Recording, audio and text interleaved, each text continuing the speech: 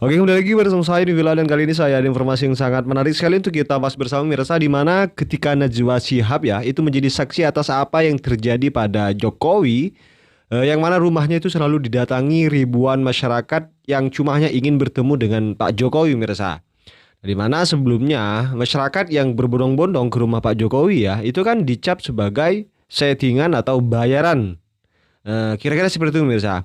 Nah, bahkan itu diolok-olok loh oleh para pembenci Jokowi, ya oleh anak Abah dan anak Banteng. Nah, tapi kalian sekarang mau apa lagi? Kalau jurnalis junjungan kalian sendiri itu sudah mengakui bahwa itu memang murni ya kan, tanpa settingan dan rakyat memang rindu akan mantan presidennya, Mirsa. Coba kita simak terlebih dahulu ya.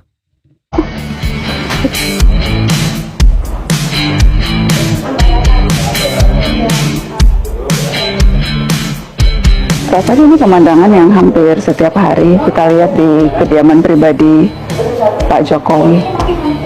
Puluhan warga berdatangan sekedar untuk menyapa, bersalaman dan berfoto dengan Pak Jokowi. Oh, tidak hanya pengunjung biasa sebetulnya. Pejabat juga kerap kali datang ke kediaman Pak Jokowi. Sebutlah Menko Pangan Zulkifli Hasan, Menteri Kehutanan Raja Juli Antoni, Menteri Koperasi Budi Ari. Kedatangan pejabat mantan Menteri Pak Jokowi yang sekarang menjadi Menteri di pemerintahan akhirnya memang menimbulkan spekulasi soal cawe-cawe Pak Jokowi katanya.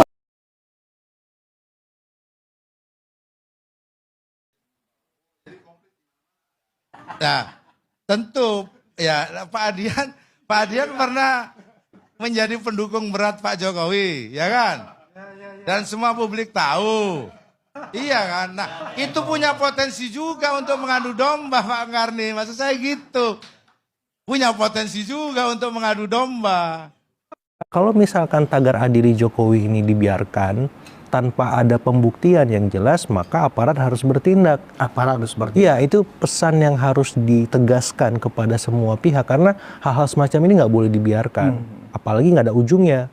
Ya misalnya ujungnya itu ya harus ada laporan ke para pihak aparat tadi kalau memang ada kesalahannya. Tapi kalau dicari-cari kesalahannya, dan ini bisa berlaku ke Pak SBY nanti, ke Ibu Mega, ke Pak Habibie, Pak Soeharto, Pak Soekarno, bahkan Pak Prabowo juga. Kalau model semacam ini kita biarkan. Mencari-cari kesalahan. Persis gitu. Karena semua orang pasti ada salahnya, apalagi dalam konteks presiden gitu. Jadi kalau misalkan kita pengen menyusur ke arah situ, saya kira ini jadi kurang pas, kurang pantas malah gitu. Sehingga kita lupa bahwa di balik kekurangan dan keterbatasannya dia, itu juga ada kelebihannya yang perlu kita apresiasi juga. Sebagaimana kita memberikan kritik, dan ini harus sama porsinya. Kalau hanya kritiknya saja, kemudian nggak jelas ujungnya, saya khawatir ini justru jadi kebencian, Bang. Yang memang itu justru kontraproduktif untuk membuat kohesi sosial masyarakat kita kuat. Justru karena ini saya akhirnya meragukan gerakan-gerakan kebencian tadi. Kok masih pakai cara-cara masa lalu ya, gitu, coret-coret, pakai tagar semacam itu, dan orang justru kesannya a priori ya negatif. Apaan sih gitu? Bang masih zaman begitu-begitu. Iya. Itu buat siapa sih? Dari lo buat lo untuk lo atau gimana nih? Iya. Itu benar Ya kan? itu. Saya juga bingung kan. Dari lo buat lo untuk lo. Iya, karena kalau misalkan generasi milenial, Gen Z, kan a priori, Bang. Iya. Apa? Masih bisa begitu? Iya. Apaan sih? Iya. Ini beres orang ini. Jadi kita ilfil aja sih. Kalau misal semua orang merasa seluruh presiden itu salahnya saja yang diekspos, maka kita sudah tidak lagi objektif. Nah, itu yang pertama. Yang kedua, yang paling penting sebenarnya salahnya di mana? Saya kira semua pemimpin, semua presiden mestilah ada kekurangan, ada keterbatasan ketika dia memimpin. Karena memang beragam kepentingan harus diakomodir.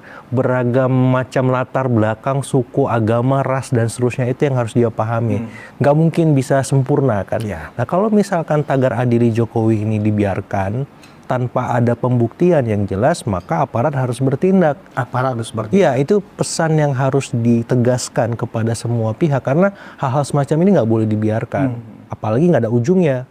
Ya misalnya ujungnya itu ya harus ada laporan ke para pihak aparat tadi kalau memang ada kesalahannya. Tapi kalau dicari nggak mungkin bisa sempurna kan. Iya. Nah kalau misalkan tagar adili Jokowi ini dibiarkan tanpa ada pembuktian yang jelas, maka aparat harus bertindak. Aparat harus bertindak. Iya, itu pesan yang harus ditegaskan kepada semua pihak karena hal-hal semacam ini nggak boleh dibiarkan. Apalagi nggak ada ujungnya. Ya misalnya ujungnya itu ya harus ada laporan kepada pihak aparat tadi kalau memang ada kesalahannya. Tapi kalau dicari-cari kesalahannya, dan ini bisa berlaku ke Pak SBY nanti, ke Ibu Mega, ke Pak Habibie, Pak Soeharto, Pak Soekarno, bahkan Pak Prabowo juga. Kalau model semacam ini kita biarkan. Mencari-cari kesalahan. Persis gitu. Karena semua orang pasti ada salahnya, apalagi dalam konteks presiden gitu. Jadi kalau misalkan kita pengen menyusur ke arah situ, saya kira ini jadi kurang pas, kurang pantas malah gitu. Sehingga kita lupa bahwa di balik kekurangan dan keterbatasannya dia, itu juga ada kelebihannya yang perlu kita apresiasi juga. Sebagaimana kita memberikan kritik, dan ini harus sama porsinya. Kalau hanya kritiknya saja, kemudian nggak jelas ujungnya, saya khawatir ini justru jadi kebencian, Bang. Yang memang itu justru kontraproduktif untuk membuat kohesi sosial masyarakat kita kuat. Kalau kebencian, kemudian makian, hinaan, itu bahkan sampai nyebar hoax, black campaign dan seterusnya, ini kan bahaya. Ya nanti di grassroots bisa hantem-hanteman, riuh terus. Jadi kita menurut pengen Mas Agung stabil. ini aparat penegak hukum harus segera mencari siapa pelaku dan aktor di belakang layar munculnya vandalisme seperti ini. Persis. Karena kalau memang ini nggak bisa dibuktikan, ini kan berarti melanggar, mengganggu ketertiban sosial, merusak estetika umum, fasilitas publik dan seterusnya. Jadi maksud saya ya kalau memang ada kesalahan langsung saja dibawa. Buktinya mana, saksinya siapa, supaya apa? Supaya jelas arahnya mau kemana.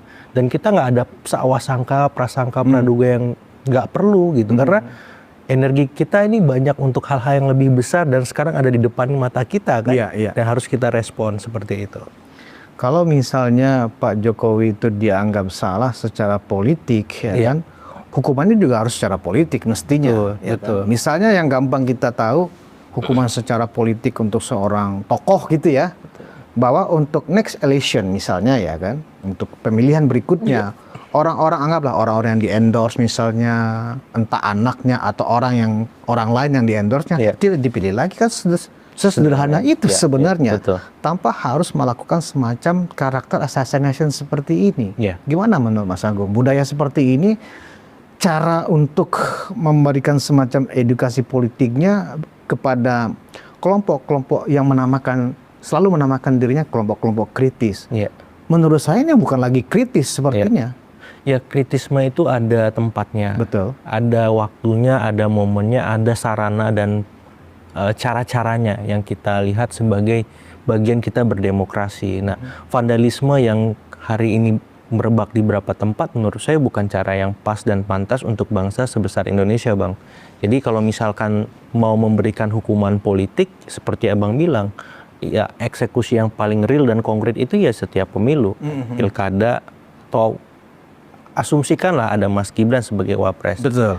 Kemudian ada Mas Kaisang di PSI, kemudian ada Mas Bobi di Sumut, ya. Betul. Mestinya orang-orang ini nggak kepilih, gitu. Pun kalau misalkan mereka dipilih, akan sulit menang. Karena apa? Kesalahan politik yang dilakukan oleh Pak Jokowi dan keluarga sudah viral kemana-mana. Tapi kan publik objektif.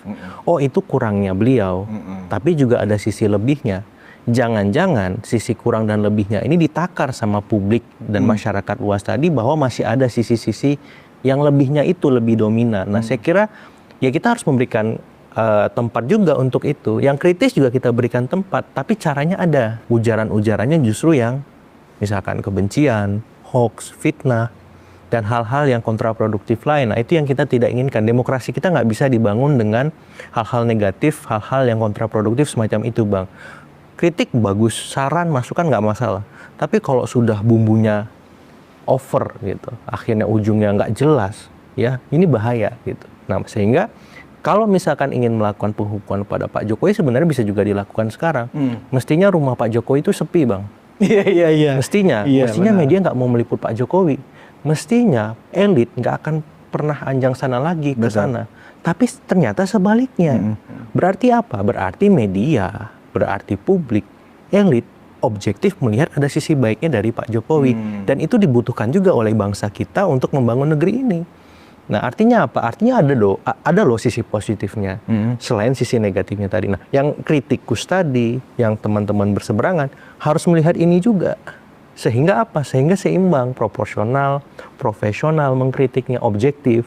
Nah, saya melihat hal-hal semacam ini perlu kita dorong. Betul. Supaya apa? Supaya masyarakat kita semakin ya cerdas, cermat melihat segala sesuatu, tidak latah, tidak terbawa arus, dan akhirnya mereka nggak tahu Bang, mana yang benar, mana yang salah, mana yang memang nggak perlu mereka respon. Sehingga ya ini repot kan kalau di era keterbukaan informasi seperti sekarang, kalau misalkan semuanya nggak jelas dan semua pihak nggak mau menjelaskan itu. Dan saya senang podcast ini memulai untuk melakukan pencerahan yang konsisten seperti itu. Aja Mas Agung. Nah, di dalam era demokrasi, memang kita membutuhkan kelompok kritis. Betul. Kan begitu ya. Karena bisa jadi misalnya yang sebagai mengawasi jalannya pemerintahan, jalannya tertib hukum, tertib sosial, kan tidak saja saluran politik formal, kan begitu Mas Agung. Kita membutuhkan kelompok-kelompok kritis dari para civil society ini, ya kan, dari akademisi, ya kan, kelompok-kelompok sosial di masyarakat, tokoh-tokoh masyarakat. Tetapi kalau yang kita lihat makin hari makin ke sini, itu kalau menurut penilaian saya dan pengamatan saya, itu mereka tuh nggak bisa dikategorikan sebagai kelompok kritis, tapi lebih kepada kelompok pembenci. Apakah kelompok pembenci ini bagian dari pilar-pilar demokrasi gitu loh, Mas Agung, ini gimana?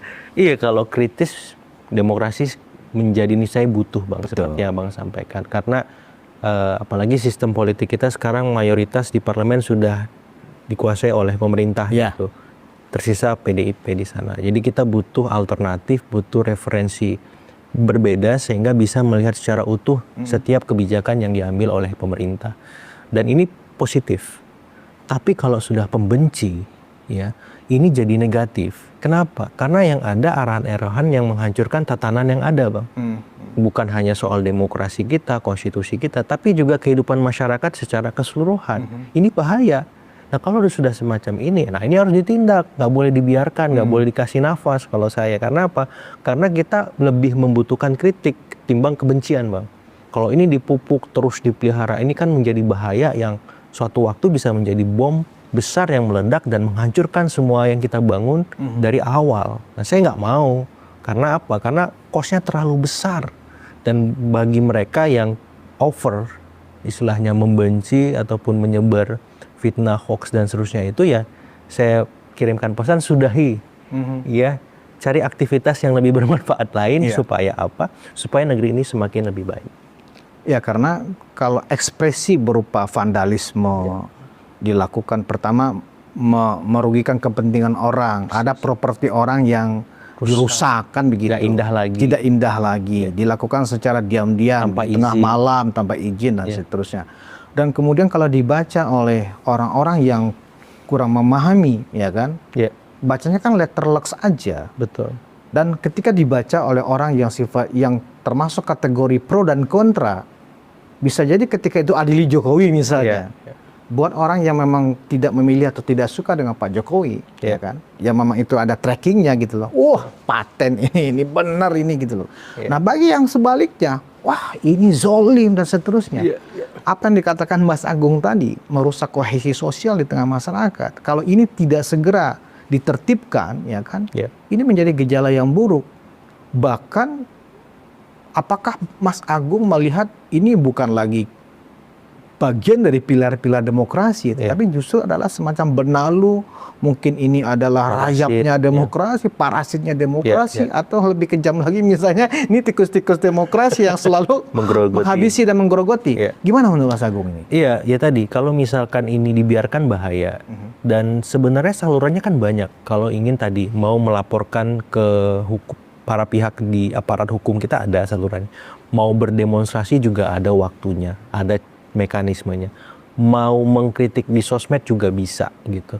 Tapi ya jangan melakukan vandalisme di tempat umum, di tempat private, yang itu dimana tidak ada izinnya, kemudian juga tidak jelas arahnya kemana, seperti itu. Nah, saya kira benalu, parasit aktivitas semacam ini bagi demokrasi justru tidak apa ya Bang, tidak sehat, tidak baik, tidak boleh diteruskan gitu. Nah, saya kira perlu para pihak terkait ya dalam hal ini aparat untuk menindak tegas setiap perlakuan yang terjadi yang memang sudah mengemuka sampai hari ini gitu. Karena itu kan banyak ya di Jakarta ini saya juga beberapa kali membaca itu gitu. Kok ini masih ada kok nggak diselesaikan semacam itu. Jadi saya melihat ini jadi presiden ke depan. Kalau misalkan ini dibiarkan, ini kan bisa tadi mengena ke seluruh ex-presiden lain. Terus yang kedua juga, ini tadi bisa merusak kohesi sosial masyarakat. Yang ketiga yang lebih berbahaya lagi Bang, kalau ini bisa membuat grassroots kita tegang urat-urat politiknya, tegang urat-urat sosialnya. Dan akhirnya bahasan yang lain yang memang menjadi ya pekerjaan rumah kita soal geostrategis, geopolitis. Ya seperti apa komentar kalian pemirsa, tulis di kolom komentar ya. Dan sekali lagi pemirsa, jangan lupa tekan tombol subscribe-nya biar kalian juga tidak ketinggalan informasi-informasi terbaru dari channel ini. Salam demokrasi dan salam NKRI.